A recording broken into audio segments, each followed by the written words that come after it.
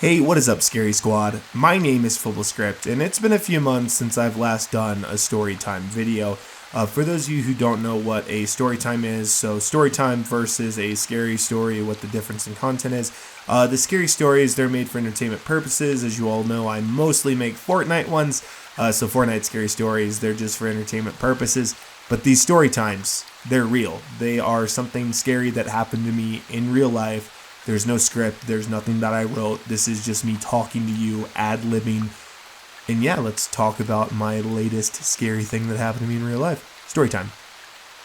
So if y'all didn't know, I moved to Colorado a few months ago, and Miss FlipLaScript, my girlfriend, she actually got in a workers program. Basically, she exchanges X amount of hours for work, and then we get a heavily discounted house in exchange for that. And so we live in a pretty decent sized house, and the rent is really good because of Brittany doing this work exchange program.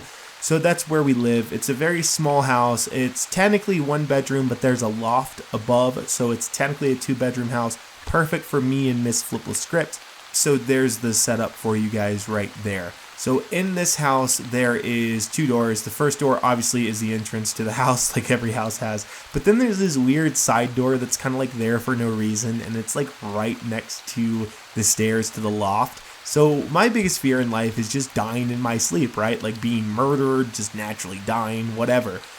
So, when we moved in, that was like my one pet peeve was I was like, I really wish this door wasn't right next to the stairs. Because then if someone breaks in, it's literally just, to the right. To the left, there's people.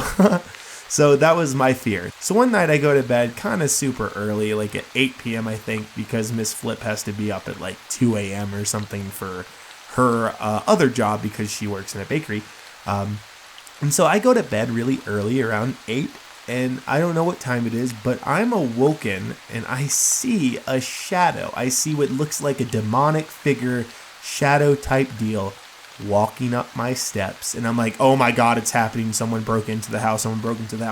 And I don't know it at the time, but this is sleep paralysis. I'm having another sleep paralysis episode. I try to get up, my body's not letting me get up, and at that point I kind of know what's going on. So on one hand, I'm relieved. I'm like, okay, so there's not really a murderer in my house about to kill me. I'm just experiencing sleep paralysis. But I experienced sleep paralysis a lot more than I used to as a kid. I've experienced sleep paralysis probably about 4 times in the last year, and that's why there's been so many story times on them. So this time I actually fight it. I fight as hard as I can, and I get up. I actually get up in sleep paralysis, but I don't get far.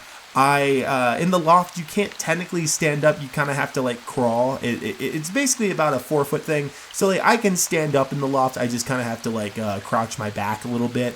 But that's fine. So I'm basically trying to stand up as much as I can, and I swear I'm throwing fists, half-balled fists, because I'm still asleep technically.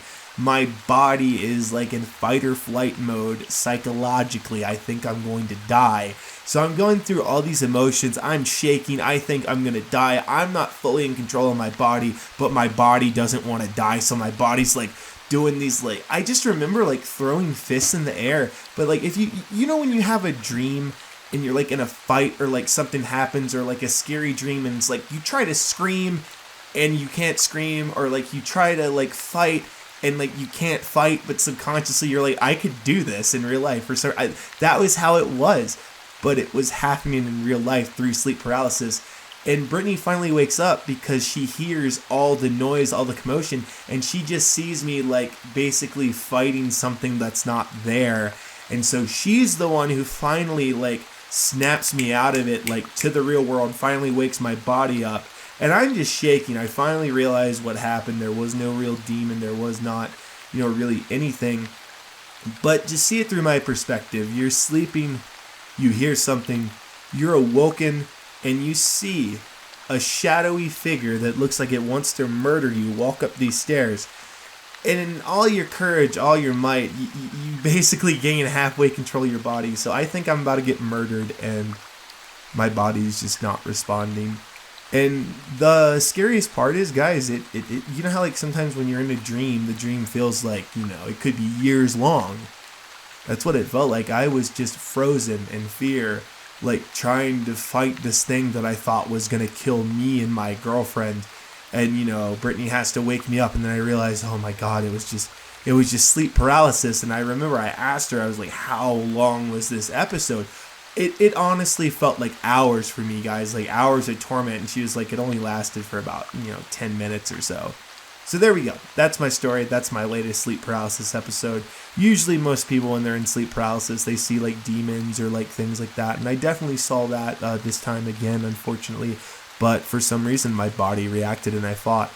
And then it canceled on me midway through fighting. So yeah, that was probably the scariest sleep paralysis I think I'd ever experienced. Just having halfway control of your body and then like not. It was super, super scary. I just remember I was like standing up halfway on the bed because the loft, and I was just thinking to myself like, I can't move. But yeah, that was my story. Kind of scary, depending on how. For the people who experience sleep paralysis, you guys definitely know where I'm coming from. If you guys haven't experienced sleep paralysis, definitely recommend doing a quick Google search on it. It might be something, unfortunately, you might experience when you get older, or it might be something you never experienced. But comment down below, you guys got any scary stories that happen to you in real life? Nothing fake, just like real life stuff. Comment down below. You guys experience sleep paralysis? Comment down below. I want to hear that too. I'll see you guys tomorrow.